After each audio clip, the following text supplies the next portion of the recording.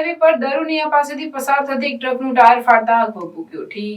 ગોધરા શહેરના અમદાવાદ હાઈવે માર્ગ પર આવેલ દરુનિયા પાસેથી વહેલી પરોઢે એક ટ્રક ભોપાલથી અનાજનો લોડ ભરી ભુજ જઈ રહી હતી ત્યારે દરુનિયા ગામ નજીક હાઈવે માર્ગ પર ટ્રકનું ટાયર ફાટતા આકસ્મિક આગ ભભૂકી ઉઠી હતી અને હાઈવે ઉપર અફરાતફરીનો માહોલ સર્જાયો હતો, જેથી ટ્રકના ચાલકે તાત્કાલિક ગોધરા ફાયર બ્રિગેડને જાણ કરતા ફાયર બ્રિગેડના જવાનો તાત્કાલિક ઘટનાસ્થળ ઉપર પહોંચી ટ્રકમાં પાણીનો મારો ચલાવી આગ ઉપર કાબુ મેળવ્યો હતો।